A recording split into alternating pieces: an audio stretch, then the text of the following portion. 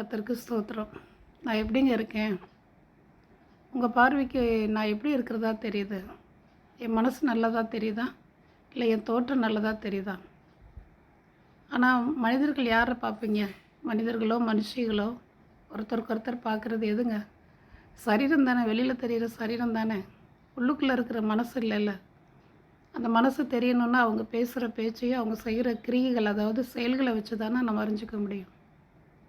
அப்படி தாங்க மனுஷன் என்னமோ உருவத்தை தான் பார்ப்பான் எடை போடுறதுக்கு.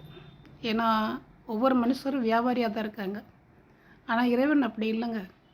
நீங்கள் எவ்வளோ வேதனையில் கண்ணீரில் இருந்தாலும் உங்களோட இருதயத்தை மட்டும்தான் அவர் பார்ப்பார்.